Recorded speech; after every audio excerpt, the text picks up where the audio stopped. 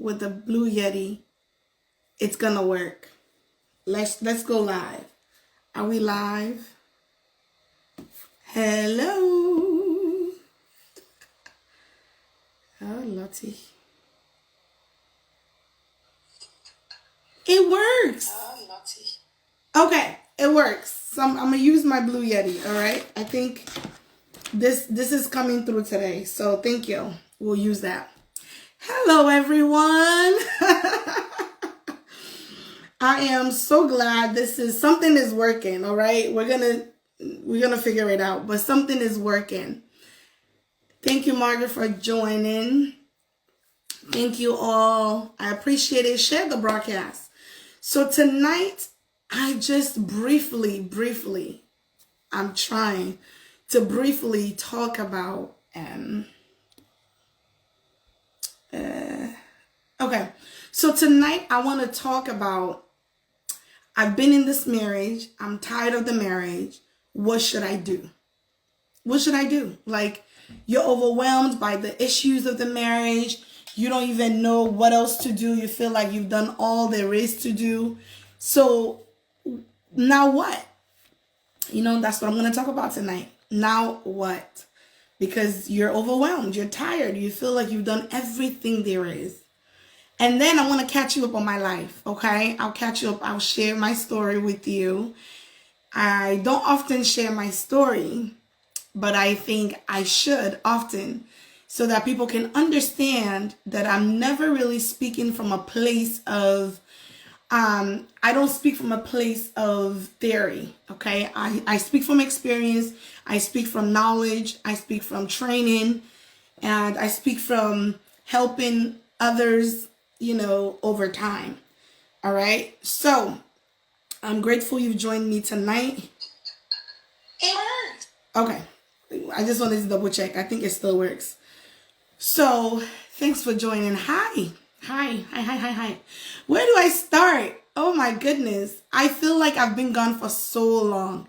So, let me be transparent a hot minute, all right? Coach Yeboah is not new. Many of you have been following me, watching me, supporting me. Some of you reached out to me and was wondering what happened. It's like I came in strong and then I disappeared. So much happened, especially in this past year. So much has happened.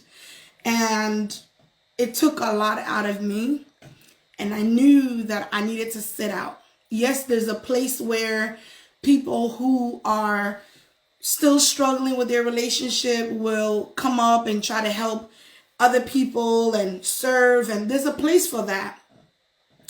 At the same time, I had to also recognize that I had entered a space where I needed to take care of myself. Okay? I needed to take care of myself.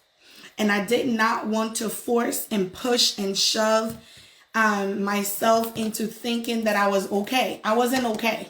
All right? Let me just say that. I wasn't okay. I had a lot going on. And it's okay to take a breather. And I think a lot of us, we get caught up trying to serve, trying to respond to call-ins, trying to be there. And we lose it on people that don't deserve to go through what we put them through, because we haven't dealt with our own issues.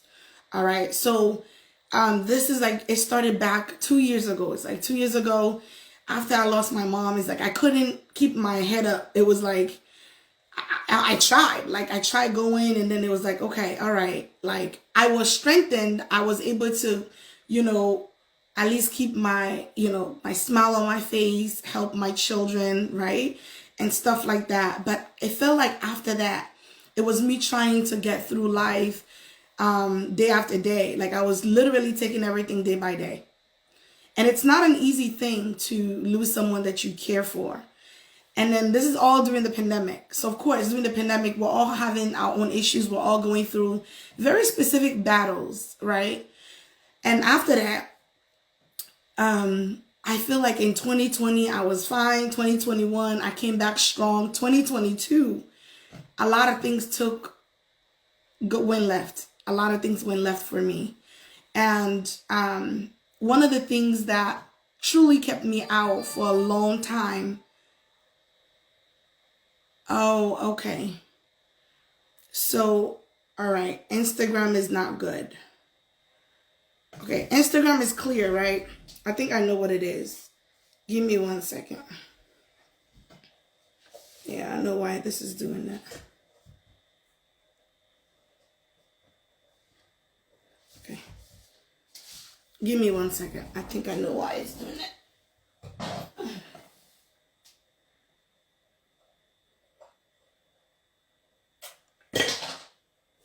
All right. There shouldn't be any more echoes, please. Let me know if there is an echo. Yeah, Instagram is good. Sorry. When I say Instagram, I mean Facebook. Yes, I think it's the whole issue is Facebook. I know Instagram is perfect. I know that for sure because like I said, I know that for sure because I know that with Instagram, I'm already on and it's on my phone, so it doesn't have an issue. But all the other stuff is on Facebook and it's been a struggle. Anyway, we're going to continue. Hopefully, Facebook, you can hear me. There's caption. So read the caption for today. We'll try another time. It'll be better. Okay. So y'all share the broadcast because I'm coming back on this particular Coach Yeboah live. So I know that it could be a little challenging for those who don't know that I'm going back live. So anyway, as I was saying, it's been back and forth. It's been a challenge. It's been me trying to get, keep my head up. And I have a lot of other things going on like everybody else. So for me, I knew that it was time to just sit out because I knew what I wanted to do. I knew what I needed to do. I was also dealing with some perfectionism. Okay. Let me be honest here. I have, when we talk about teaching and training, I have information. That's not the problem. And I have people I've helped. That's also not a problem. Even when you weren't seeing me, I really was in the background helping people, building people, and of course the nonprofit was nonstop, right? So that wasn't the issue. The issue was I knew at some point I needed to show up. I knew at some point I needed to show up and respond to this call. And what was the call? I had the ability. I had gone through marriage in a way that the average person hadn't gone through, especially people my age group. I had an understanding of marriage that I didn't realize until I started interacting with other people and I started helping people. And I remember one particular session I had with believers, and the response they gave me, again, proved to me that I needed to come out and be clear on what the Lord is asking us to do so far as marriage was concerned. So I couldn't keep that information to myself, moping and, dealing with my own issues. Because a lot of times we know we're called for something, but we have so much going on that we do not respond to what we are called to because I got to deal with this. I got to deal with that. There's a story in the Bible that I love sharing with my women, my wonderful women of value, which is the story of Deborah and Jael. How Deborah prophesied that Israel was going to be saved, right, by a woman, at the hands of a woman. And at the same time, Jael was positioned to kill Sisera, who was running, who came to her house because he was friends with her husband. I shared that story because Jael was positioned. We have to be positioned in our spheres, in the marketplace. We have to be positioned in our family, positioned in our churches, positioned in our, workplaces, our businesses, available to serve those that are in need, those that need service, those that need help. And for me, that's what encouraged me to come back, is thinking about how much people needed me. How do I know? Because I was still dealing with people behind the scene. although I was not showing up. And one thing I will say, if you're on here and you're like, I want to do this, I want to do that, it's so hard, stay consistent. Because one thing I see about this social media world is all about consistency. Even the people doing foolish things, and we know there's plenty of foolishness on social media, yet they're consistent and they're proudly consistent. So someone is doing something, they're not doing it good, but they're doing it consistently. And you can't knock consistency, right? It's like building an altar. It's the consistency of you showing up every day. So that altar begins to speak for you even in your absence. All right? So y'all know, one thing I'm going to tell you, because I can look back and say, oh, I could have been here, I could have, no. I went through that stage too, all right? But one thing I know is the gift is there. And the Bible says that the gift of God are without recompense. He doesn't take it back. God doesn't regret giving you those gifts. He's with you. He trusts you and he gave you that gift. And he knows that you will utilize it. But if you don't use the gift, it becomes dormant. So there are people whose lives depend on you. You can no longer sit there and not show up because you feel like, oh, I don't. And for me, my biggest struggle, I've shared this, is not a secret, is technology. Did you just see what happened? We spent 10 minutes of this live figuring out technology. 10 minutes trying to figure out technology. That's been the biggest issue for me over time. And it hasn't changed necessarily. But what it means is that it's more of the reason why I have to keep pushing. Because technology is going to be that one thing that's going to try to keep me down. And I'm not going to keep down. Now, you can look at my videos and say, oh, this is not clear, this is not this. And listen, I'm not coming here telling you be mediocre. Believe me.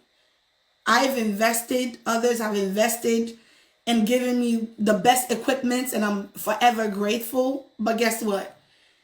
If the equipments are not coming together, it still becomes a technology issue. So it's not that we don't have the best phones. It's not that we don't have the best cameras. Like, everything is new, everything is nice. But it's figuring out the setup and everything like that. And it's happening, right? It's happening. Some days are great when I'm doing recordings. Other days are what it is. And like I said, I'm being transparent so that you understand. I'm not here for excuse. I'm being transparent to explain, to show you that, look, everything you have to do, there's going to be a challenge. Nothing comes so easy. Everything is with a challenge. But you also cannot hide. You cannot hide in plain sight. In spite of the gifts that God has given you, you have to show up. Even if it's not perfect. I am one of those people that want things done excellently. You know, like, I don't just write papers. I write a paper that's going to give me an A, you know. And so people like us, you know, we struggle with that, wanting things to be perfect. But you're not going to always get it that way. You know, when I'm on the phone speaking to a client, that is my cup of tea. I love talking. All right, if you haven't noticed already. I love talking to people, engaging people, speaking to people. I love that. I would teach all day.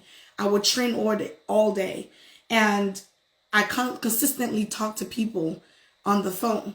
Like, whether it's coaching, whether it's just, hey, can I pick your brain? Which, it depends on what, right? I'm not letting people pick my brain anyhow anymore, right? But if you need to pick my brain on something that I consider significant, I will give you all ears. If you need to reach out to me, because truly there's nobody else you can reach out to, I'm all ears. Do you understand that? So the work was being done. But I'm excited you joined me tonight, because tonight I'm going to talk about, and I spend a lot of time talking about all these things I think is important. The announcement is I'll be coming live. I will be coming live. I just had to commit. All right. At this point, we're going to commit to a time. I think Mondays will work the best. Okay. Mondays, for the past 2 years, I've never been, well, no, the past year, because the 2 years I was busy Mondays, but the past year I've been relieved of whatever I had going on Mondays. Michael, you're laughing. Was that TMI? Tell me. I don't know if that was TMI, but whatever it is, I felt the need to say all of that. I'm just going to commit. We'll do Mondays, and I'm going to show up at 9 o'clock. Now, I like the whole StreamYard on Facebook, so I'm going to keep trying till we get it perfected. So I might come back live another time this week just to see that it's actually working. Thank you. Just to see that it's working. But other than that, Instagram, I got it. I just put on the phone and I got it. All right. That's it. So we're going to move forward. So let me spend a few minutes just going through and talking to you about how when you're in a marriage and you're overwhelmed, and y'all know, I'm a marriage coach. Yes, I talk to other people a lot about their relationship. I speak to a lot more single people. That's so interesting, right? I speak to a lot of single people, but I also know I'm called to married folks because marriage is so difficult. It's so difficult. And if you listen and follow the teachings that I have for the married people, as a single person, you will avoid a lot of issues. So for me, I feel like they go hand in hand, So it's tempting to say I want to focus on the singles, but let me tell you, marriage is difficult, and I do believe that the Lord has given me the strategy to help those that are in the marriage. It's one thing to talk about something that you have a basic idea. It's another thing to live it, experience it, and come out victorious. Then you can say, all right, I won this battle. Then you can talk about it. It's a different experience when you come out of that thing. Do you understand? So today's the 17th of April, and exactly a year ago on the 17th, my life took a drastic turn, and I posted it. I'm not going to talk about the story because if I start the story, we're not going to finish tonight. I want to give you the tips. If there's time, I'll go back to the story. So if you want to hear the story, stay posted, stay here. My goal is to finish at 10 o'clock, so half hour. We'll see how that goes. All right. So if you want to hear the story, stay tuned. Other than that, when you're dealing with a situation where you're telling yourself like, this is too difficult, this is too much, you're feeling overwhelmed, you're frustrated, you feel like I've done everything I can, this marriage is not changing. Guess what? You tend to lose hope because you tell yourself like, what is it going to take? Because you're like, I don't get it. Like, what is it going to take for my spouse to do X, Y, and Z? You begin to ask yourself, you begin to tell yourself that that there is more and you're looking for that more. And unfortunately, you may not find the more that you're looking for unless you take drastic measures. All right. A lot of the changes that we need in this life require drastic measures. And a drastic measure may just be that you have to be the person to change. Because in your marriage, you may have had communication issues. You may have had financial issues and you dealt with the financial issues. But then you come to that place where it's like, okay, I thought we dealt with the finances. What's the issue? Or maybe it's infidelity. You're like, I thought we dealt with this already. Why are we going through this again? Blah, blah, blah. The first thing you should do, okay, I'm going to give you about 3 tips, all right? 3 tips and then we'll shift. All right, the first thing you should do is change your mind. When you're in a marriage where it feels like I'm hitting a brick wall, I can't reach this person. They're like, it's like they can't hear you. And your spouse has already checked out. The spouse has checked out. They're like, they're here, but their mind is somewhere else. And if you're not lucky, they've already started cheating and started a new relationship. And I knew plenty of people that were, the spouse had already started dating outside, and it's such a dangerous place to be. And I'm going to go back and talk about all of that. I don't want to be diverted. I want us to focus on these 3 tips, and then all the comments will come afterwards because Lord knows when I start with the comments, we may not finish tonight. So change your mind. Let me explain why you should change your mind. A paradigm shift is needed, right?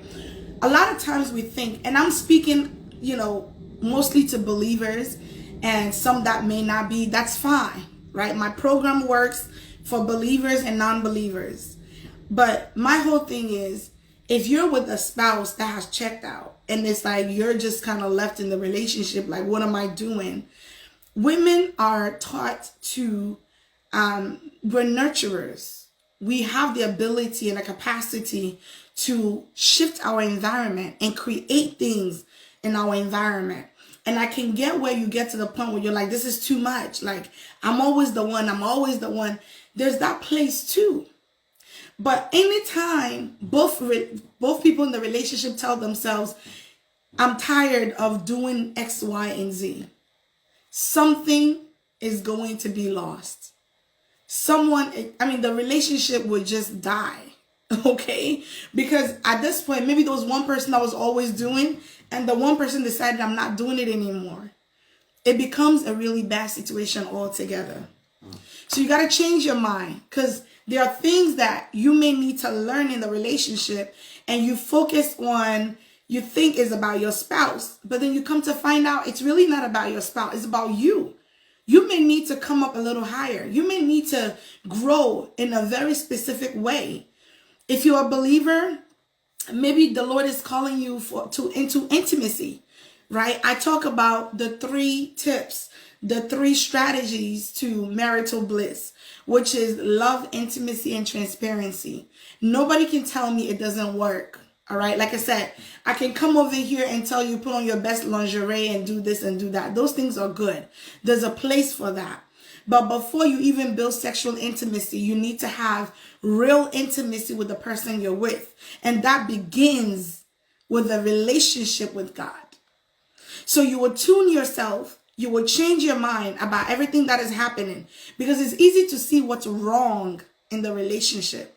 But have you thought about what's actually right in the relationship, or what has been right? What has this person done right in the relationship that you can highlight to them? Okay? Because a lot of times people get themselves into situations and they give up. They're like, this marriage is not working. I don't know what to do. At this point, I'm just like, they don't know what to do. But there's always one person. I like to believe there's always one person who has their mind intact. You can go back and try to revive that relationship, but you may need to change your mind from complaints. If you're complaining, he does this, he does that, she does this, she does. Complainers never fix their relationship. Never. People who complain, they're looking for excuses to do what they want to do. Like a man would cheat, a woman would cheat and say, oh, I didn't get attention. Like you wanted to cheat. It's not because of the attention. You wanted to cheat. You wanted to get attention from somebody and you got it. Do you understand what I'm saying? Because all those things are temporary fixes. And we'll talk about it another time. Those temporary fixes is a choice you're making. I want to step outside my marriage. I want to go flirt a little bit. It's a choice, ultimately. Now, probability, things that lead you are not causes, right? They're not causes.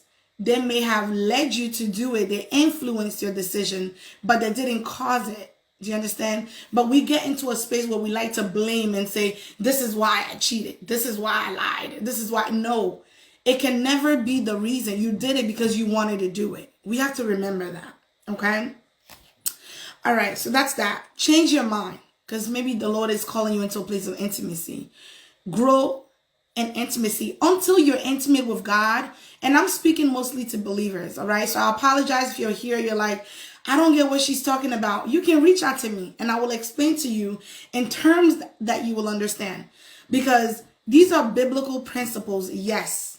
But I'm here to tell you that the people that struggle the most with these principles are actually believers. So don't feel bad if you're here like, but I don't go to church. I don't understand what she's talking about. Don't feel bad, because those that have struggled the most with the principles that I teach are believers. And the reason they're struggling with these principles is because they don't have intimacy with God. Sometimes you go to church, but you don't really believe or trust the things that you're hearing or you're listening to. Do you understand what I'm saying? You don't believe those things. And so when you don't believe in the things that you're hearing, what naturally happens is that you become complacent, right? So you go to church, you listen to preaching, the preaching is good, but you're like, you come home and you do whatever you want to do. Like that. So change your mind. That's number one. Stop complaining. Whatever you're doing too much of, stop doing it. That's it. Number two, you got to anchor in something else. Many people get married and they make their marriage their everything. I mean, they make their marriage their everything. Your marriage cannot and is not your everything. Let's be clear on that. Your marriage cannot be your everything, okay? You grow in love with the Lord. Build intimacy with God, because you can only be intimate with someone when you have intimacy with God. Seriously. And transparency will come from the values that you both share. Because transparency is saying that we're not lying to each other. We're telling each other the truth. You know, the Bible says in the book of Genesis, I believe chapter 2, verse 25, that they were naked, both the men and the woman, and they were not ashamed. The concept of not being ashamed is that all their flaws was out. Everything was out, and they were willing to do what? To let it out, regardless of what was going on, regardless of the situation. They were willing to reveal themselves to each other because they were going to help and build each other. But today, everybody's hiding their flaws. So there are couples that compete with one another. They compete with each other because everybody thinks they're better than the other person. Amos 3:3, can two walk together except they be agreed? What are they agreeing on? And in my book, I talk about they agree on the word of God. You got to agree on something. All right. So you change your mind, number one. Number two, you anchor in something else. You need to anchor in something greater than you. Even in addiction recovery programs, they tell you that you need something greater than yourself to do what? To overcome addiction. And it's not a human. Even in addiction recovery programs, they talk about, I will say God without using the word God, because they have to appeal to everybody. But you need something greater than you. You need something else outside of you. And maybe in their own terms, it could be your children, your family, your marriage, something outside of you. But what I read from that is that something outside of you is